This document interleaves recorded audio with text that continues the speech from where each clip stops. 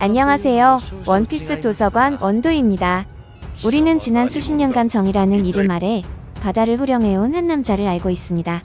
얼음처럼 차가운 능력, 그러나 그 내면에는 누구보다 뜨거운 고뇌를 품고 있던 전 해군 대장 후잔, 일명 아오키지라 불리던 사내입니다. 해군의 최고 전력이었던 그가 돌연 해군을 떠나 사왕 검은 수염 티치의 손을 잡았다는 소식은 전 세계에 큰 충격을 안겨주었습니다. 정의의 편에 섰던 그가 왜 최악의 해적 집단에 몸을 담게 된 것일까요? 단순히 권력 다툼에서 패배한 패자의 타락이었을까요? 그와 혁명군 총사령관 드래곤 사이에 보이지 않는 아주 긴밀한 연결고리가 존재한다는 놀라운 가설을 접하게 되었습니다. 오늘 우리는 쿠잔이라는 남자가 걷고 있는 안개 속의 행복, 그 이면에 감춰진 거대한 그림자를 추적해 보기로 했습니다. 이야기는 38년 전 갓벨리 사건 직후로 거슬러 올라갑니다. 당시 해군이었던 드래곤은 아버지 가프에게 해군을 그만두겠다, 정의를 찾지 못했다는 말을 남기고 떠났습니다. 가프는 아들을 잡는 대신 묵묵히 수갑 열쇠를 던져주었을 것입니다. 이후 드래곤은 방황 끝에 자용군을 결성했고 오하라의 비극을 목격하며 무장투쟁을 결심, 지금의 혁명군을 만들었습니다. 저는 이 과정에서 흥미로운 지점을 발견했습니다. 가프의 수제자였던 쿠잔, 그가 스승의 아들인 드래곤의 행보를 전혀 몰랐을까 하는 의문입니다. 가프가 자신의 아들이 혁명가가 되었다는 소식을 전했을 때 곁에 있던 쿠잔이 보인 반응은 단순한 놀라움 그 이상이었을지 모릅니다. 우리는 작가 오다가 남긴 기록에서 결정적인 단서를 찾을 수 있었습니다. 그는 쿠잔의 검은 수염 해적단 가입에 대해 악행보다는 자유롭게 살기 위한 의미가 강하다고 언급했습니다. 자유의 것은 혁명군 드래곤이 추구하는 가치이자 루키가 말하는 해적왕의 정의와도 일맥상통합니다. 과연 쿠잔이 검은 수염이 곁에 있는 것은 타락이 아닌 또 다른 형태의 자유를 위한 잠입은 아니었을까요? 이 의혹을 뒷받침하는 결정적인 사건이 있습니다. 바로 혁명군 총본부 바르티고가 발각된 사건입니다. 당시 검은 수염 해적단의 바제스가 본부의 위치를 알아냈고 곧이어 검은 수염 해적단과 사이퍼폴이 들이닥쳤습니다. 그런데 이상한 점은 혁명군과 검은 수염 해적단 간의 직접적인 충돌이나 사상자에 대한 보고가 전혀 없었다는 것입니다. 검은 수염이 들이닥치기 전 혁명군은 이미 감쪽같이 철수한 뒤였습니다. 도대체 누가 혁명군에게 검은 수염의 습격 정보를 미리 알려주었을까요? 그리고 누가 검은 수염을 견제하기 위해 사이퍼폴에게 정보를 흘렸을까요? 전문가들은 이 복잡한 정보전의 중심에 설 수 있는 인물은 단 한 명 쿠잔뿐이라고 지적합니다. 그가 이중 스파이로서 혁명군을 탈출시키고 검은 수염과 정보를 동시에 교란시켰다는 것입니다. 쿠잔이 내걸었던 정의는 해이해진 정의였습니다. 하지만 그것은 오하라의 비극 이후 바뀐 것이었죠. 그 전까지 그는 불타오르는 정의를 품고 있었습니다. 아카이노의 철저한 정의가 낳은 참상을 목격한 뒤 그는 고뇌 끝에 자신의 신념을 수정했습니다. 그가 아카이노와 원수직을 놓고 사생결단을 벌인 것도 단순히 자리를 탐해서가 아니라 가프에게 물려받은 정의로 해군을, 그리고 세계를 바꾸고 싶었기 때문일 것입니다. 비록 그 싸움에선 패배했지만 그의 목적은 사라지지 않았습니다. 우리는 여기서 극장판 필름 제치의 제작 비하인드 스토리에 주목했습니다. 당시 각본가는 원작과 연계된 스토리를 원했고 오다 작가는 흔쾌히 쿠잔을 메인 캐릭터로 지정하며 원작의 구상을 들려주었다고 합니다.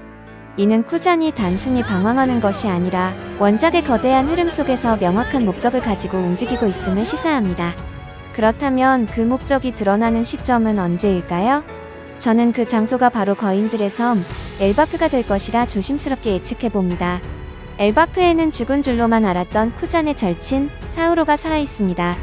쿠잔이 그를 얼릴 때 사용한 기술명은 아이스타임 캡슐. 캡슐은 언젠가 다시 열기 위해 존재하는 것입니다. 쿠잔은 사우로가 살아있다는 것을 알고 있었고 로빈에게 오하라는 아직 멸망하지 않았다고 말하며 그들의 생존을 암시했습니다. 밀짚모자 일당이 엘바프로 향한 지금 쿠잔 역시 그곳으로 향할 가능성이 높습니다. 그리고 그곳에서 루피, 드래곤, 그리고 쿠잔의 이해관계가 하나로 맞물리게 될 것입니다. 우리는 이 상황이 과거 아마존 릴리 편과 소름돋는 평행이론을 이룬다는 분석을 내놓았습니다. 여인섬과 거인섬, 세계정부 비가맹국이라는 공통점, 그리고 과거 루피가 형 에이스의 처형 소식을 듣고 임펠다운으로 향했듯 이번엔 엘바프에서 할아버지 가프가 하치노스에 잡혀있다는 소식을 듣게 될 것이라는 관측입니다. 여기서 그려지는 최후의 시나리오. 루피는 가프를 구하기 위해, 쿠자는 자신의 스승을 구하고 검은 수염을 내부에서 무너뜨리기 위해, 그리고 드래곤은 아들 루피와 아버지 가프를 위해 움직입니다. 과거 가프가 감옥에 갇힌 드래곤을 풀어주었듯 이번에는 드래곤이 갇혀있는 아버지를 구출하는 역설적인 상황이 연출될 수도 있다는 것입니다. 해군 대장의 제복을 벗고 어둠 속으로 걸어 들어간 남자 쿠잔, 그리고 정의를 찾기 위해 해군을 떠나 혁명의 불꽃을 피운 남자 드래곤. 어쩌면 이 두 사람은 서로 다른 길을 걷고 있는 듯 보이지만 결국 자유와 진정한 정의라는 하나의 목적지를 향해 나아가고 있는지도 모릅니다. 검은 수염 해적단이라는 거대한 악의 내부에서 때를 기다리고 있는 쿠잔의 얼음 칼날이 과연 언제 누구를 향해 겨누어질지, 그리고 다가올 거대한 전쟁에서 자연계 능력자들의 진정한 힘이 어떤 방식으로 세상을 뒤흔들지, 우리는 그 얼음이 녹고 혁명의 바람이 불어오는 그날까지 이들의 행보를 끝까지 지켜봐야겠습니다. 그는 왜 해군과 함께 나타날까요? 그는 이미 사왕의 선원인데 말이죠. 게다가 자신의 스승인 해군 영웅 가프까지 하극상을 했는데도 말이죠. 현재 원피스 팬덤이 새로운 오프닝 이후 항상 주목하는 것 중 하나는 제작진이 남기는 작은 디테일입니다. 때때로 그것들은 만화에서조차 아직 일어나지 않은 사건에 대한 스포일러나 예언이 되었기 때문이죠. 이번 새로운 오프닝의 경우 팬덤의 주목을 끈 것은 아오키지 대장이 해군 그룹 뒤에 서 있는 모습이었습니다. 심지어 이들 대부분은 특수부대 소드에 속해 있습니다. 이 해군 그룹은 서류상으로는 해군을 그만뒀지만 여전히 이 조직의 이름으로 활동하고 있습니다. 가장 놀라웠던 사례 중 하나는 드레이크였습니다. 그는 자신의 해적단을 만들기 위해 해군을 그만뒀지만 그의 진짜 목표는 백수해적단에 잠입하는 것이었습니다. 서류상으로는 더 이상 해군이 아니었지만 그는 여전히 소드의 일원으로서 이 조직을 대표했습니다. 흥미롭게도 아오키지는 바로 드레이크 뒤에 있습니다. 슬슬 냄새가 나지 않나요? 원피스 오프닝이 우리에게 아오키지와 드레이크가 백수해적단에서 했던 것과 유사하게 검은 수염 해적단에 잠입한 해군의 첩자라는 것을 암시하는 것일까요? 오프닝에서의 스포일러나 예언은 새로운 것이 아닙니다.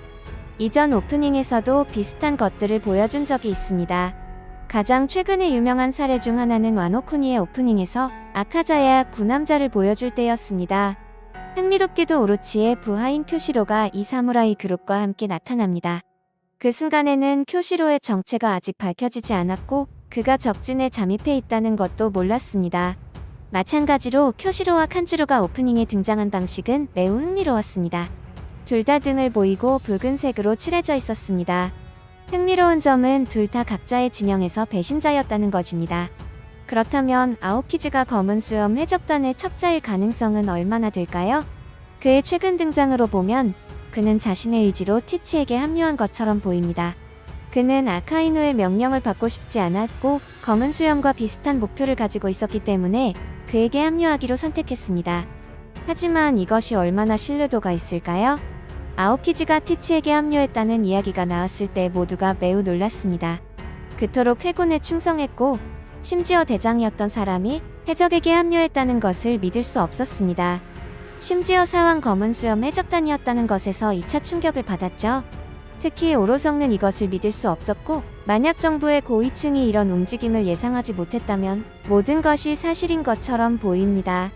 만약 소드 일원들이 극비 작전을 위해 오로성에게 보고하지 않고 심지어 해군 원수에게도 보고하지 않는다면 어떨까요? 하지만 무엇보다도 누가 아오키지에게 검은 수염 해적단에 잠입하라고 명령하거나 독려했을까요? 지금 당장 아오키지에게 그런 일을 하도록 설득할 수 있는 유일한 사람은 전 해군 원수인 센고쿠일 것입니다. 게다가 센고쿠는 아오키지가 자신의 뒤를 이어 해군 원수가 되기를 원했지만 오로성은 아카이누를 원했기 때문에 이를 탐탁지 않아 했습니다. 만약 쿠잔이 아카이누에게 패배 후 센고쿠가 아오키지에게 검은 수염 해적단에 잠입하도록 설득했다면 그것은 충분히 가능한 그림이라는 것이죠. 해군을 그만둠으로써 그는 더 이상 아카이누의 명령을 받지 않게 되었다는 것이죠. 원수는 아니지만 그래도 자신의 뜻대로 활동할 수 있다는 것입니다.